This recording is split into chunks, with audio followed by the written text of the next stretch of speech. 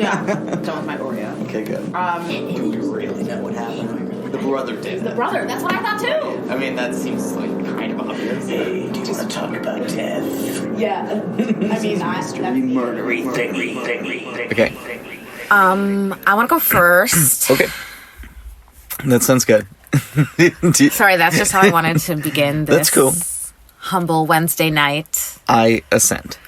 This is Mystery Murdery Thingy. Yes, welcome to Mystery Murdery Thingy. My name is Chloe. My name is Mario. And Here on a Wednesday evening. Yeah, thanks for coming to chill with us. We're going to talk yeah. about some mysteries. Some different kinds of mysteries. Some murderies. What kind of mysteries? Some thingies. What kind of mystery is your mystery? Mine is a medical murdery mystery. Yeah. It sort of touches on everything. Yeah, yeah. yeah. Like, you were kind of telling me about it in the car earlier, so. Yes. Okay. What are you doing? What episode is this? I don't even remember. It's like it 87, I think. Anyway. I think. So, to start off episode 87. How exciting. I'm going to talk about sleepwalking. No, it's cool. It's one I hadn't thought yeah. about too much. Well, Reddit gave me the idea. I usually get my ideas from Reddit and then I go from there. But yeah, there was a great post about sleepwalking and I was like, I definitely want to look more into this. And I know we talked about sleep before in a previous episode. Well, you did a two-parter on it. There was a two-parter on sleep. It's definitely something that you can really, really get into. I think we only touched it was a two-parter, but we only really touched the surface. We didn't go that deep into sleep. Right. No pun intended. But let's go ahead and start off with Jared Allgood's story. So, Jared Allgood was a normal kid. He was a very skilled football player living in Iowa City, Iowa. And Jared had a history of sleepwalking, right? He'd been sleepwalking since he was like 6, since he was really young, like a little kid. And so when his mom would go take him to see doctors and say, is this something I should be worrying about? Especially as he's got older, it was always dismissed. It was always something, he'll grow out of it. And then when he got to college, it just continued. And it got a little bit worse. So, things came to a head on February 9th of 1993 when Jared wakes up, he gets out of bed in the middle of the night and he takes off running from his apartment, just speeding, like he's running from something. He ran for over a mile. And note that it was February, so it was cold and the streets were icy. And, here's this guy in the middle of the night running down the street when he gets hit by a truck and he's killed immediately. Oh, no. Yeah, it's fucked up. It's tragic. So initially, police saw this as death and they said it was a suicide, right? Mm-hmm. But none of the family members believed it, especially his mother. His mom was the one who suspected sleepwalking because, she already knew about it, something he grew up with. She even talked to one of Jared's roommates and learned that Jared had been talking about having a recurring nightmare where he's running. And so here's a quote from his mom. Quote, Jared said, "It's a crazy dream. I'm running a race with a man from Bertram. Only the man is in a car, and I'm on foot, running a race as hard as I can run." End quote. Oh my God. Yeah. In the end, and after looking at they started to look at the science and okay, what can we figure out about sleepwalking? Jared Allgood's cause of death officially became sleepwalking, and he was the first person to be declared cause of death as sleepwalking. Yes. But I also want to talk about Kenneth Parks. This is a straight up murder. So Kenneth Parks, 23 years old, living in Pickering, Ontario with his wife and 5-month-old child. Kenneth eventually, so they live a pretty normal life over here in Ontario, and eventually Kenneth develops a serious gambling problem. And soon he ran into huge financial problems as well. He had to start taking from the savings account. Once the savings account was empty, he started embezzling money from work. Oh, shit. It got really bad. He was caught in March of 1987, and then he was fired from his job. Wednesday, May 20th, 1987, was when he attended his first Gamblers Anonymous meeting. At this point, he actually had plans for Sunday, May 24th, to tell his mother-in-law about the issues he was having. He was going to come clean, and how he had attended a Gamblers Anonymous group in an effort to improve himself, right? However, in the early morning hours of May 24th, Kenneth Parks got into his car, drove about 12 miles to his in-laws' house in Scarborough, Ontario. He used the key his mother-in-law had given him to unlock the door of their house. He walked into the bedroom where they were sleeping and bludgeoned his 42-year-old mother-in-law, Barbara Ann Woods, to death with a tire iron. Oh, my God. Yeah. He then turned to the father and he tried to strangle him, but the father manages to survive. Because in reality, it's exceedingly hard to strangle someone to death. Yes, that's true. Kenneth gets back in the car, covered in blood, and drives to the nearest police station and says, "I think I've just killed 2 people." He went to trial with the Supreme Court of Canada in 1992 with his only defense, which was sleepwalking, and that he was completely unaware of what he was doing. So this trial was popular, right? Yeah, I think I may have heard about have you this heard about before. it? Yeah. Maybe. It's ringing some bells. Yeah. Yeah. Because when you said sleepwalking defense, I kind of remembered that being a thing. So, right. Yeah. Even sleep specialists were like, no, this can't be a thing. But there was literally no motive at all for him to kill his in-laws. He was really close to them. Everybody got along. Barbara Ann even referred to him as her gentle giant. They were all like, family. His story was consistent. He was interviewed 7 times, and each time his story was consistent, even when police were trying to lead him astray. It was always consistent. They did an EEG test, which is one of those brain activity tests where they put electrodes on your scalp and stuff like that. And then the results were really weird. They were irregular, even for a parasomniac, which we'll talk about parasomnia in a little bit.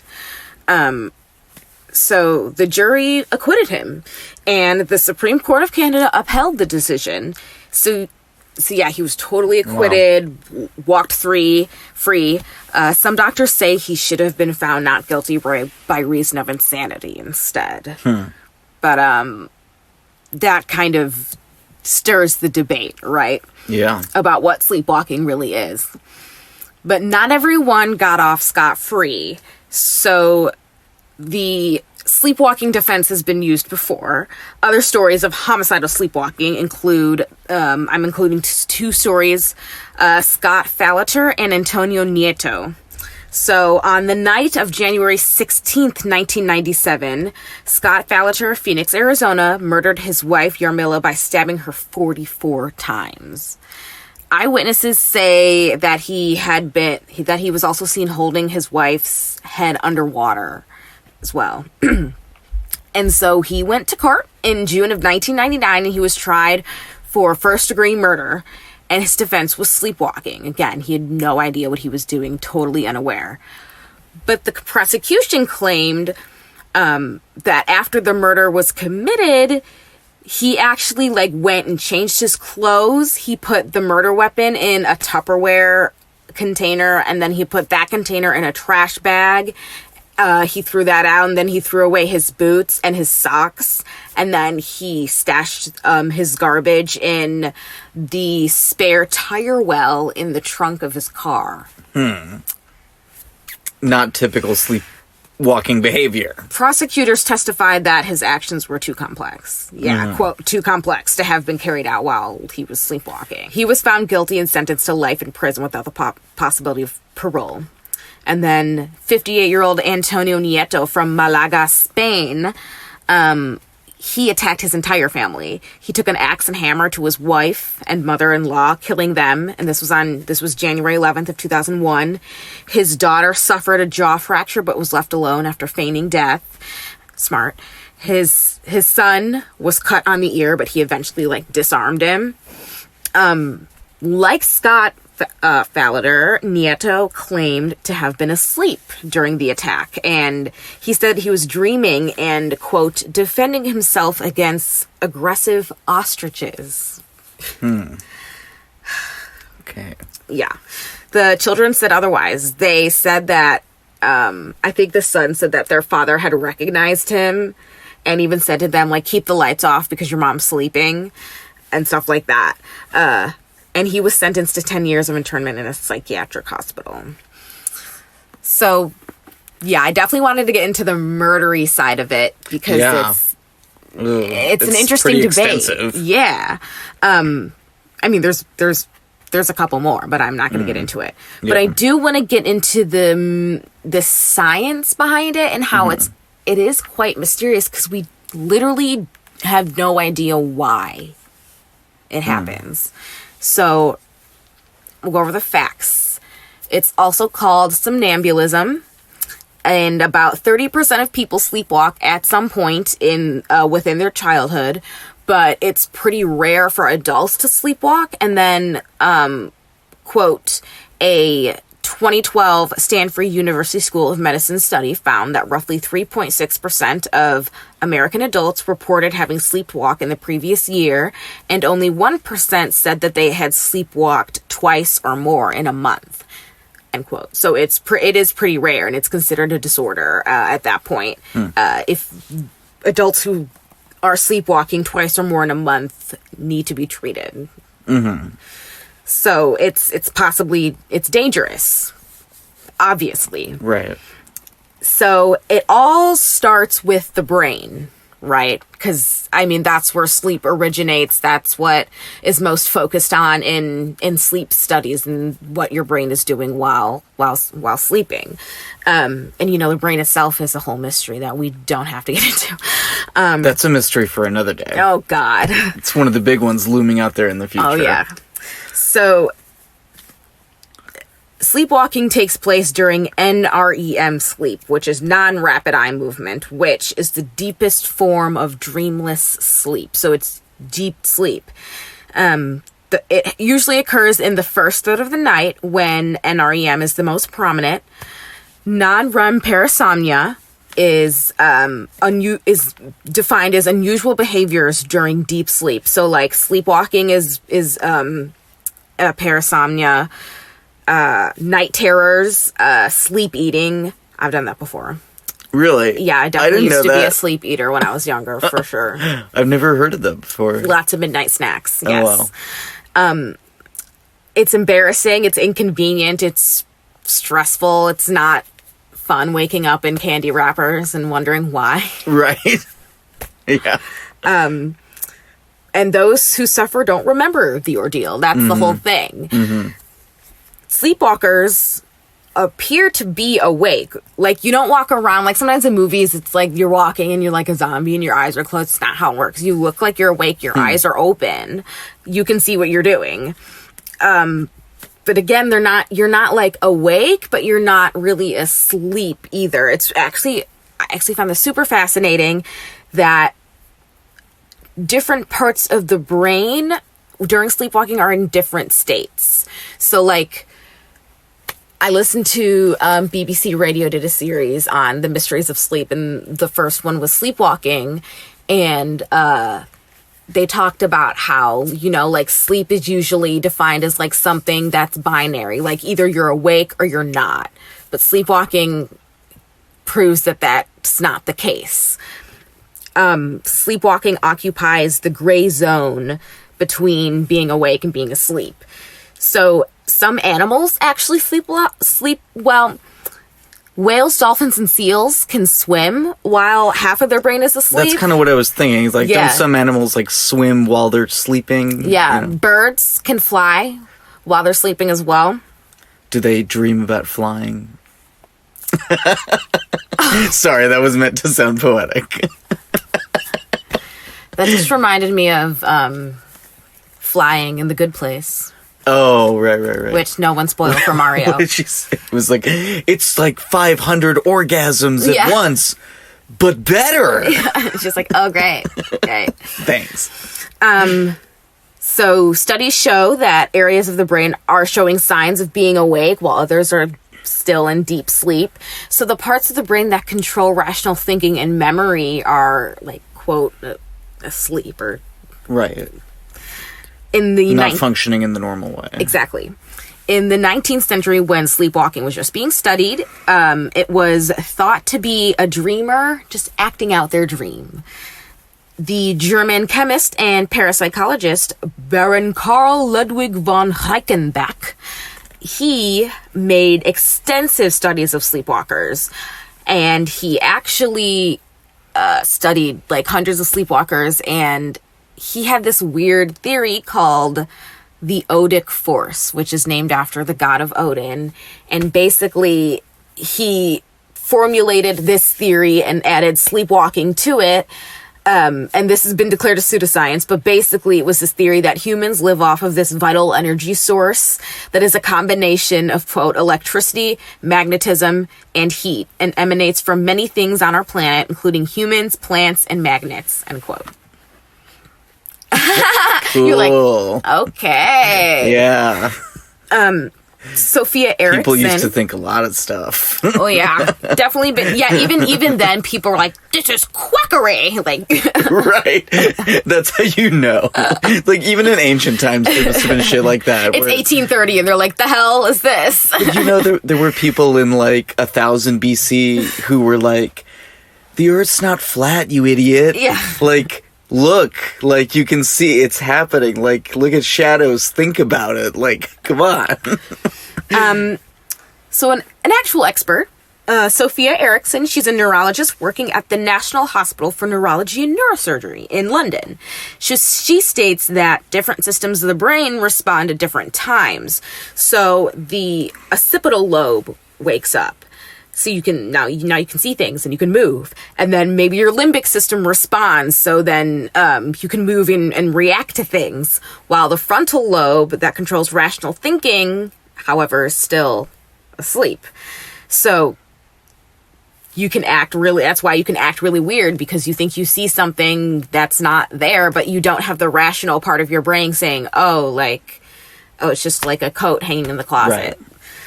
Which is a normal part of dreaming that you talked about in the two Right. episodes. Yeah. A study conducted in Montpellier, France, was published in 2015, and this examined how pain coincided with sleepwalking. So basically, they gathered 100 people who were sleepwalkers and studied their sleeping characteristics and pain characteristics. So they had 200 people. They had 100 control and then 100 people who were sleepwalkers.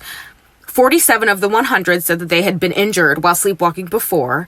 And of those 47, 78.7% of people, about 37, said that they had not experienced any pain during the episode, but only after, when they were fully awake. The study was looking to see whether or not these injuries had woken the person up from sleep, or if they had continued to just, walk.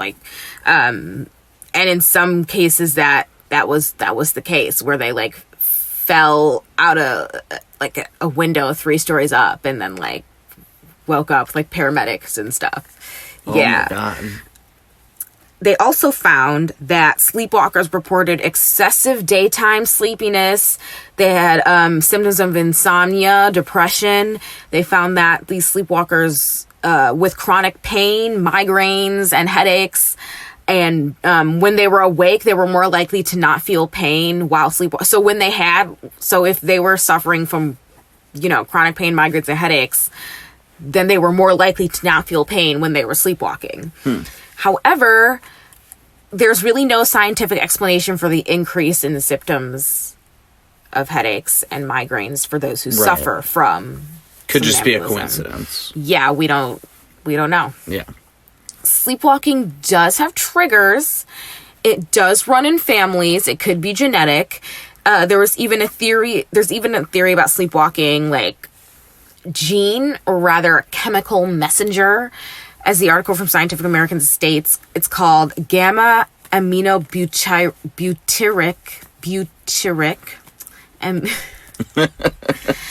gamma aminobutyric acid, GABA. During normal sleep, GABA stifles the activity of the brain's motor system. However, quote, in children, the neurons that release this neurotransmitter are still developing and have not yet fully established a network of connections to keep motor activity under control. As a result, many kids have insufficient amounts of GABA, leaving their motor neurons capable of commanding the body to move even during sleep.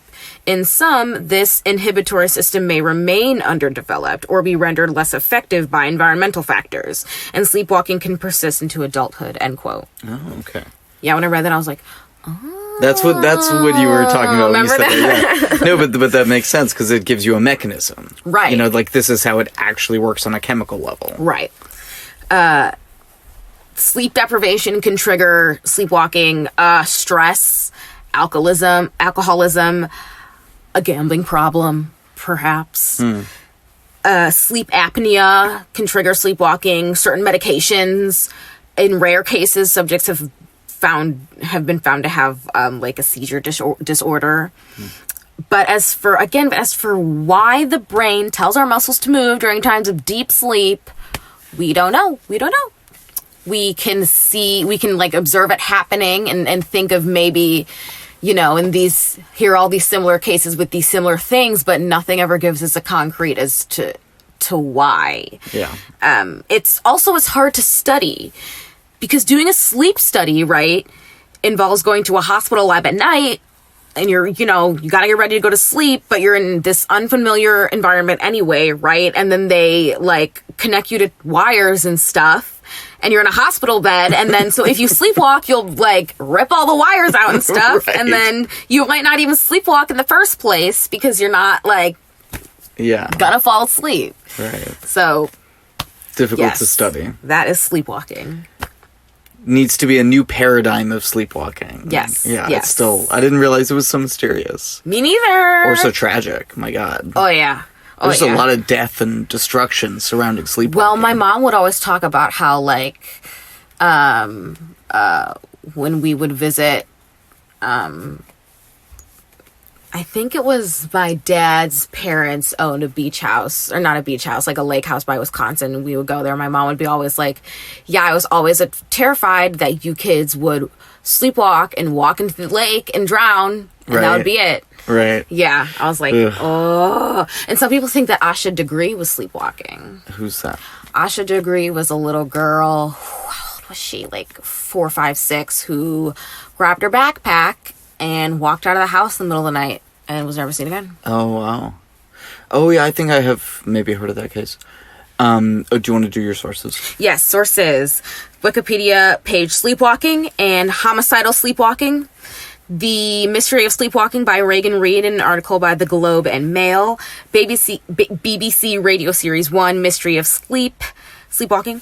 Season 9, Episode 4 of Unsolved Mysteries. The study by, so this was the study where they gathered, the 100 sleepwalkers. It was by Regis Lopez, Isabelle Josent, and Yves Davillers. French. I can't do French at all. Sorry, France.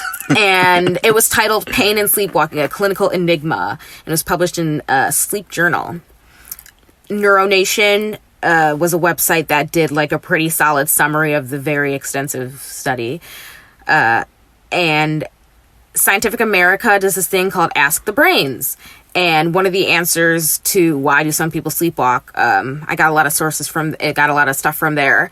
And it's explained by neurologist Antonio Oliviero and a Vice UK article by Jack Hutchcraft. Cool. Boom. Done. Okay, now I can go. Yay. So I am doing this week another science mystery about the possibility of life elsewhere in the solar system. That's right. There might be actual living organisms existing right now. Duh. On multiple planets, quote unquote, right? Because I'm going to talk about a moon. Also, water is wet. That's true. And I'm going to talk about what else you need other than water. There's 3 key ingredients for life that keep coming up. And I'm going to talk about Europa. So the moon Europa, which is the one of the 4 so-called Galilean moons of Jupiter. These were, big enough to see by Galileo, essentially, in his early telescope back in the, early 17th century. So anyway, so, where was I? Jupiter also has 79 known moons. Just by the way, that seems excessive, but I guess when you're the biggest planet in the solar system, you're like, I guess. Gotta have a shit ton of moons. And we keep finding more. There's definitely more. So, but Europa is just a little bit smaller than Earth's moon. It's 90%. Essentially the size of Earth's moon, but I was telling you this earlier, it's a lot brighter. It's 5.5 times brighter, because it's essentially Europa's essentially a ball of ice. Is really what it is. And it's a really, really interesting place to look for habitable worlds within the solar system, other than Earth. Now, I don't know, as a side note, if you heard about this, but there could also be life living right now on Earth's moon, because 1,000 tardigrades. Oh, yep, we talked about that last time, didn't we? Oh, yeah, I think we did. Just maybe a mention second. it. Right. We're smashed into the surface of Earth's moon by this errant Israeli spacecraft, and tardigrades, they will live fucking anywhere, so who knows? What happened to keeping space pure? Yeah, that ship sailed, I think, in the 40s when we sent our first thing up there. It's inevitable. People There's will... so much junk everywhere. I know, and it's going to continue.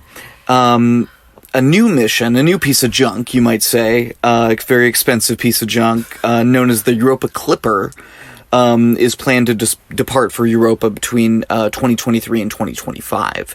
But it is funded. It was on the fence for a long time. It was on the 2010 decadal survey for NASA when they said, okay, this is a priority, we'd like to do this. But in the most recent prioritization, it has a real byline. So it's a congressional appropriation, the money is there, it's going to happen. Nice. We don't know what rocket ship it's going to go on yet. I didn't know that's how NASA worked. And it's complicated. If you want to learn more about that, listen to the Planetary Society podcast. They actually do special episodes just about space policy.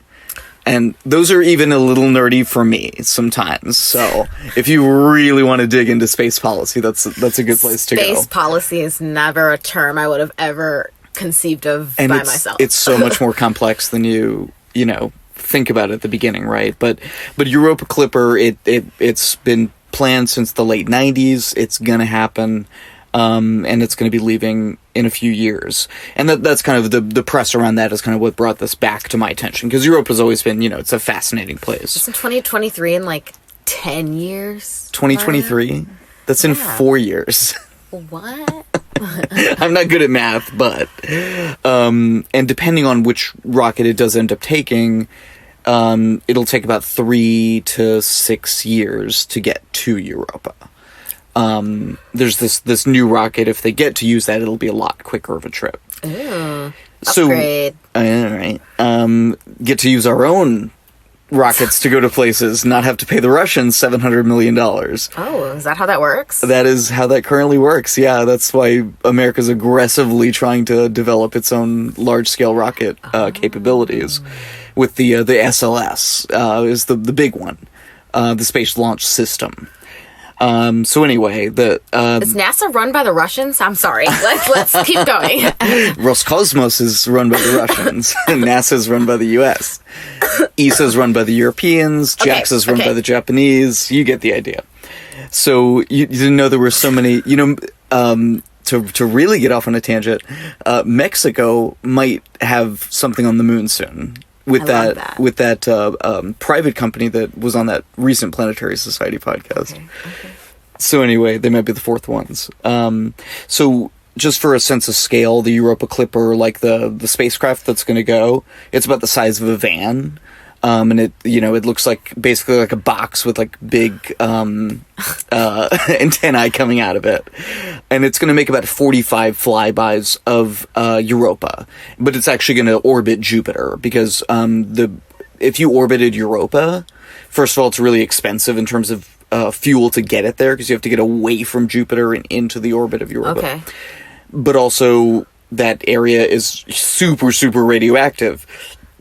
Because of Jupiter. Jupiter's it's like almost a sun, right? I didn't know that. It's a gas giant. It's so huge that it's giving off like tons and tons and tons of radiation. If a human stood on the surface of Europa, that human would be dead in a day. Obviously, they would be dead a lot sooner because you can't breathe and shit. But from the radiation, I'm saying, even if they had a suit and everything. Wow, that's some Doctor Who shit. I know, right? I've been enjoying those classic Doctor Who's recently. Jesus. Not great acting, but I like the stories. So anyway, and Europa is about 400,000 miles from the surface of Jupiter. I think it's the sixth moon out, if I'm not mistaken. So it's pretty close, right? Jupiter's fucking enormous. And another reason why, if you orbited, the electronics would be fried within like a few months. So gotta get, away from all that radiation.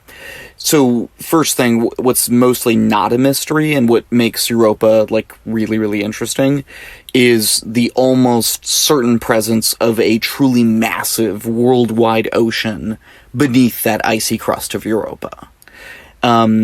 And the first thing that the Europa Clipper mission will do is to verify, absolutely that subsurface ocean exists. We were almost entirely sure, but they're just going to make sure it exists in the way we think we understand it. It's over there. So the scientific consensus is that there's a solid ice crust about 10 to 15 miles thick. There's a little bit of controversy about exactly how thick it is, but... It's very thick. People think it's very thick. Some people think it's thin. Most people think it's thick. There's sort of thinners and thickers. Yeah. And thickers sort of have I think the evidence on their side. Europa be thick. Yes, Europa be thick. Under that thick ice crust is a worldwide ocean somewhere between 40 and 100 miles deep. How do we know? We know that mostly from the effect that the water, the saline water has on the... It's saline water? That's what we think, that it's like Earth's ocean's water. It's very salty. And its motion and the motion of the core and everything creates this magnetic effect that we can see sort of pushing back on the magnetic effect coming from Jupiter. Oh, so that can be measured? Yes, and it's been measured several times by different crafts over the years. How does one even... You send out about a van-sized piece of junk with a bunch of antennas on it, and I don't know, fucking technical. It gets so technical. But what if it was fresh water? Do you think we'd try to get it in a tank and bring it back? Well, people are talking about that on the moon for sure, and Mars. Whoa. Yeah.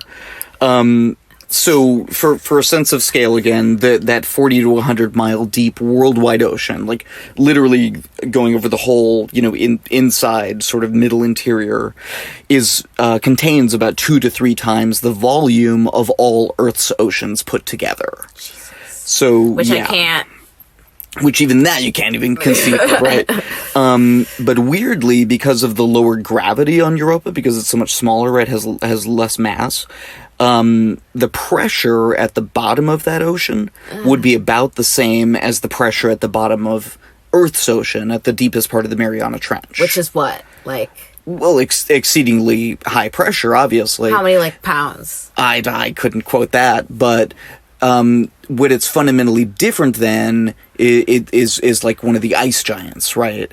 Okay. You know, or some other places in the solar system where the planet is so massive that water gets into such high pressures that it gets into these really weird forms where it takes on these weird properties, and you can get into a cool Wikipedia hole about it, which I've done. Look up like Water 7 or whatever it is. What?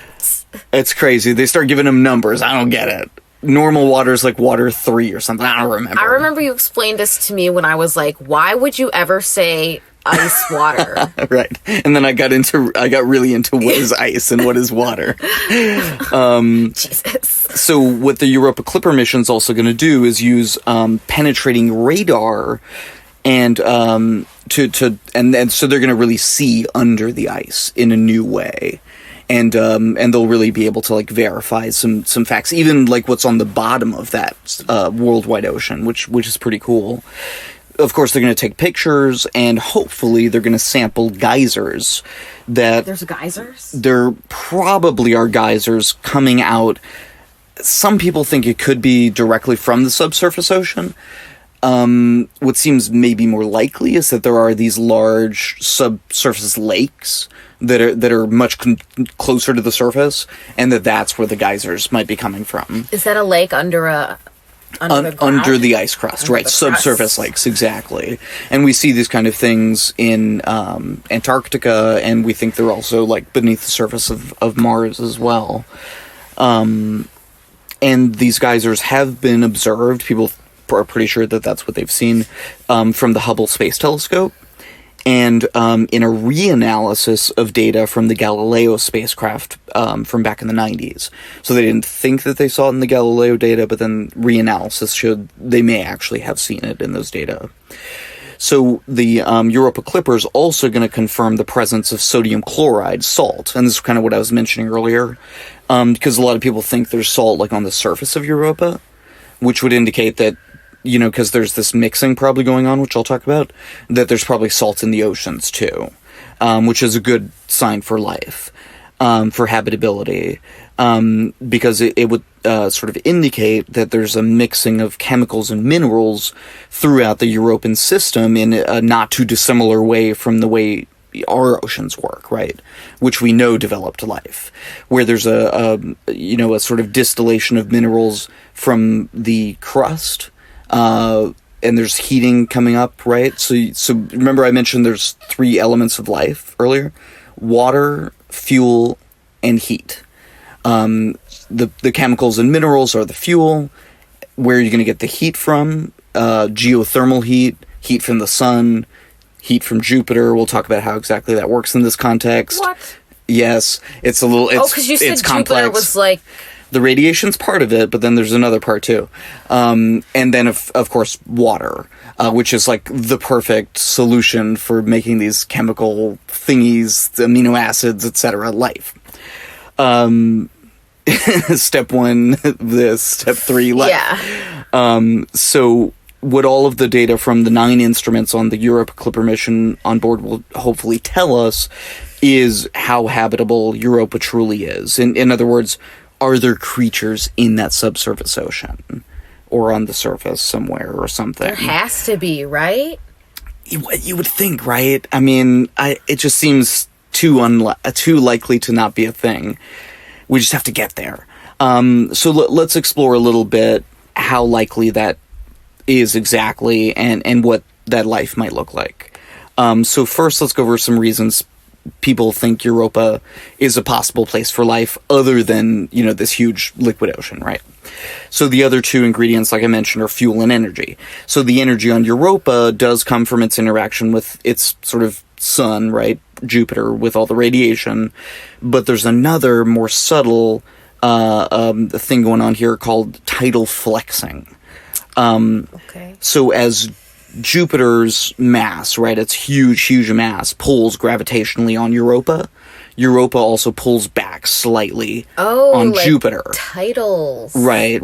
In the way that the moon and the Earth interact in that way, right? This is also happening, though, which makes it a little more complex, for Europa with two other of the big Galilean moons, Io and Ganymede, and they actually create a resonance of orbits around Jupiter. So I forget exactly what it is. It's like every 4 times Europa orbits Jupiter, Ganymede does 3 times, and Io 2 times, or something like that. How long does it take? It takes Europa, I think, about 3.5 days to orbit Jupiter, I'm pretty sure. So does that mean what does that mean? What that means... So that would feel like 3.5 days to us, and that would be 1 day for Europa. Yeah, essentially. But what the interactions with those other moons mean is that Europa's orbit it's not perfectly circular, and it's not exactly the same each time it goes around. So that creates this subtle fluctuation in the gravitational forces on Europa, mostly from Jupiter, and then that creates that flexing, and the flexing creates the heat, and that's what keeps like its core molten and creates the the sort of basis of energy that can actually create an ecosystem.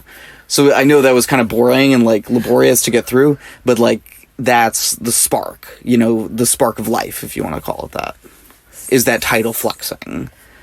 That's so weird. Yeah, but you can't see it. It's gravity. It happens because space is curved by mass. I don't want to think about that. I don't want to think. We don't need to get into that right now. That's a whole other mystery. So, but we know pretty much that it does happen. So anyway, because of that resonance, Europa's orbit, like I said, slightly elliptical, and all those gravitational interactions cause that flexing, causing that heat and that motion within the European system that allows for a more active chemical exchange as well. So, how that works, just like on Earth, it's the mixing of chemicals and minerals from the ocean floor with the saline ocean water that gives the sort of tiny creatures, right, the plankton, their nutrients. And then those microscopic organisms are eaten by slightly larger ones, etc., etc. So that's what we're hoping is happening? Right, that could be occurring there. It could be the basis of a food chain. Such a system could be at play under there, under this sort of broken icy crust. And that's the part of Europe I haven't really talked about yet. The surface is very broken up. And just why and how that icy crust is broken could kind of inform how the biosphere may work. It partly because it indicates that the surface is relatively young and therefore active. So again, it seems like an active system. And while it's still kind of a mystery why the surface is so young and active, there are these kind of ridges that you can look at, called lineae, and they're kind of like, or they could be, this is I guess part of what some people have as an explanation to that mystery, they're kind of like Earth's oceanic ridges, exposing areas of heat beneath the surface that have caused the ice to break apart. I didn't even know. They could be those like lakes that I was mentioning earlier. I didn't even know that was a thing that happened on Earth. Right. So yeah, the at the bottom of the ocean, I don't know if you've seen that in nature videos or whatever, where the ocean floor is just like coming apart and there's just like lava coming up. That's what I mean. Oh. Like those kind of like ocean ridges, but like on the surface of the planet instead. It's kind of upside down, which is weird. There's also evidence of subduction, so like areas going beneath other areas between these lineae, which is reminiscent of like plate tectonics on Earth. So there may be that kind of mixing. Quakes? I'm sure there probably are, but I don't know. That's a good question. I don't know if there would be, actually, because the way that it's sort of set up, it's kind of this like 3-tiered system. There's like the icy crust, right, which is sort of semi-solid, and then the liquid ocean like covering the whole middle, and then the molten, I guess partly molten core. So you couldn't have waves going through that whole system, right? Because the water would break it up. Or would it? I don't know. That's a really good question. I actually have no idea. Maybe scientists don't either. I don't know. It's crazy. Wow. It's another mystery. Oh my god. Right. And so at the bottom of that ocean, though, because of all of this, right, because it works kind of like Earth, you could have hydrothermal vents. That's what people think. What does that mean? Hydrothermal vents are like those big, like, stacks of Earth that you've seen with just, like, superheated water boiling out of them. And then you'll see, like, a herd of shrimp, like, right next to it. Because I've never... What? if you watch nature documentaries as much as I do... freak me out. But it's a thing. No, that's okay. But it's sort of exactly what it sounds like. It's like the heat from within the Earth like a coming geyser? out. It's sort of like a geyser, but within the ocean, like going out into the ocean. Oh, I know what you're talking about. Okay. Yes. So these on Europa could be releasing the tidal flexing heat that I talked about earlier. Releasing, these volatile chemicals and everything, and perhaps sparking life, as it may well have done here on Earth, is what a lot of people think, Excuse me. So these could be kind of oases of life, right, at which the food chain that we discussed earlier would sort of concentrate and grow from. Chemicals may also seep down, right, from above when Europa is impacted by comets. So that's another kind of like mixing that could happen. Oh, so there's like a lot of chances, it seems, for... I think so. I don't really know what I'm talking about, but it seems pretty likely to me. Okay, let me find my place here. Okay, so now that we've established, right, at least according to both of us, that, life probably exists here. I mean, shit. Let's say it's 100%. Why not? I have no idea. Reckless speculation. But what would it actually look like, right? That's another interesting mystery. So most of my sources seemed fairly circumspect about this. My sources were not, by the way, making the bold claims that we are about the fact that there's almost certainly life on Europa. Oh. I think we're just getting really excited about that prospect. I think we are too. They were like, academics and stuff who were like doing studies. So just to be clear. And, just to separate. Right, but when they did sort of venture into, okay, well, what would it look like if it were there, they suggested it's probably microbes. Now, that makes sense because... So it's not going to be like a thing that looks like a dog. Or maybe it could be. But yeah, I mean, this makes sense, right? Microscopic life, it's the most abundant life on Earth. Yes. It's the most ancient. Obviously, life would start at a small scale, not at a large scale. Why not? For many reasons, I'm sure. So, to ask an astrobiologist. So, some studies suggest that it may not even take us that far into the European surface to find this kind of microscopic life. Based on radiation studies and things like that, we may be able to find it even just a few inches or a foot below the surface. Oh, okay.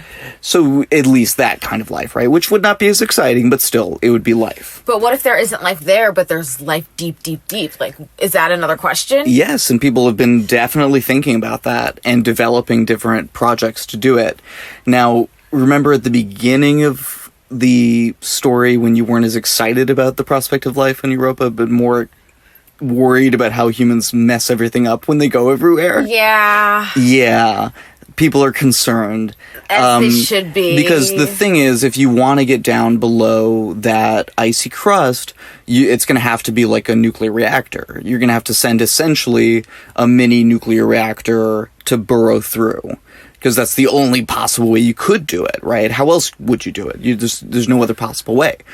The thing is, when you're introducing this radioactive element to the system, right? Who knows what's going to happen? Also, you may be developing a fissure down into the subsurface ocean, which never would have existed otherwise, taking all this radiation from outside in.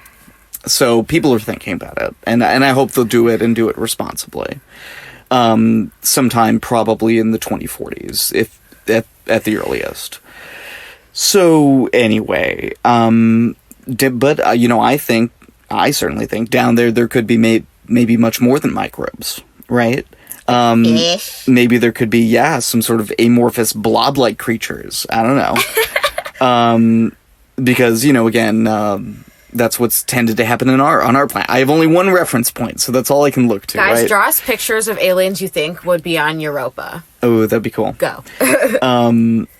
But maybe there would be sort of like arthropod, like, you know, sort of bottom dwellers, like feeding on those like fallen microbes. I could see that kind of being a thing, and that's, you know, that kind of thing. It's like very common on Earth, like these sort of segmented invertebrate creatures that, according to Wikipedia, quote, account for, quote, more than 80% of all described living animal species, close quote. So it just seems like, again, likely. So these are things like spiders, crustaceans, you know, crabs, shrimp, insects, and these things called trilobites, which are really cool. They thrived on Nerd Earth. alert. I know, right? From between about 500 to 250 million years ago, and they sort of look, you know, they're like these hard segments, and it sort of looks Are like they a wormy? No, it sort of more looks like a beetle. They're very Ew. hard with their outer shells, but they're invertebrates. So again, this kind of life, it's abundant, it's ancient. If there is complex life on Europa, maybe this is what it perhaps may look like, if it is there at all. So we're not going to see like a little green man with antennas. I mean, what if we get down there and it's just like cities? You know, The fuck? that'd be crazy. No. Right? That's scary. So Exterminate. right, the Daleks. Who knew the Daleks live on Europa? So hopefully we'll get a lot more data about this when Europa Clipper does get there. Whenever it does arrive, and even more when that planned lander comes in the next coming decades. And that's how it always is with space, you know. Oh yeah, let's do this. Okay, it'll get there in 8 years. Now we wait. I mean, yeah. And do interesting stuff on the way sometimes. When are we gonna have our episode about time? I don't think we should ever get that deep. There's so many. This many is not a monsters. philosophical podcast. But We're it not is. philosophers. What, we did 2 episodes on what is reality. That's true. I like talking philosophical, you know that. My sources were Wikipedia, the Europa Moon page, Nicola Davis at The Guardian, David Freeman at NBC News, John Wenz at Popular Science, Eric Neeler at Wired, Gareth Dorian at The Conversation, uncredited at the Texas Geosciences UT at Austin page, NASA.gov. Great, NASA.gov is a great place to go. They have great content and pictures and things you can play with. The Europa page on their solar system exploration was where I was looking, and Elizabeth Howell at space.com. And then, of course, the Planetary Society podcasts that I had previously listened to. So Yeah. yes. And Chloe, do you have any weird shit in the news? Weird shit in the news. I do not have weird shit in the news, but I do have an update on one of our that's previous right. mysteries. That's right. We did an episode about Zion Cemetery, which is a I don't know, what's the word? Hidden cemetery, secret cemetery in Tampa Bay, A subsumed cemetery. where it is a cemetery that was that buried African Americans, Right. and we discovered that it was indeed plowed over, and there is a I think it's called like Robles Park, or like tiny or something like It's that. apartments. It's apartments that are on Yeah. top of a cemetery. There are bodies down there. And they confirmed we it with talked the about radar, it, right, yeah. and at that point they were about to go do radar, and then they did it, and their theories were confirmed, which is very sad. Yeah. But the people who own the apartment complex and the land are being cooperative, and they want to figure out what's going on, and they want to work with the NAACP, and they want to, like, you know, set this right, make it a memorial. And I was thinking about that, and I was like, wow, it could be so much worse. It could be just be like, but this is my land. Like, this is where I make my money. Like, that's... I love that. Well, That's the bright side. I You would think. hope, at least at this point in history, that there would be enough societal pressure to sort of force people. I don't know. But Mario, I don't... At least in some don't- places. I don't know. I'm being quixotic. My weird shit in the news, it's a papal weird shit in the news. Papal? Like the Pope? Like the Pope, exactly. The Pope was freed by firefighters after being stuck in a Vatican lift. According to BBC.com here. So apparently, Mr. Pope was stuck in the elevator for about 25 minutes. He was very good-natured about it. As you would imagine, right? This is the fucking Pope. If the Pope got pissed off about being stuck in an elevator for 25 minutes, you'd be like, should this guy really be the Pope? So he said when he finally got there, he was on his way to say mass. I have to apologize for being late. So he made a little joke, which is how you're supposed to begin a speech, right? So that's good. You know, he I don't usually laugh when I go to mass. I know, right? He thanked the firefighters, also a good political move, and you know, he went on with his papal day, in his sacerdotal attire. His papal day. And this is my papal day. Thanks for listening, you guys. Yes, thank you so much. Follow us on all the social medias, Instagram, Facebook, Twitter. And I think we're just gonna keep doing the episodes at this time. This will be our new time. Wednesday night. I think it's instead been of our Wednesday time. morning. We'll just now we're saying it. We're just saying it. We're saying it. Okay. Ow, wow. Mario Text 30. We'll just use Instagram. I already sent you my pictures. Bye.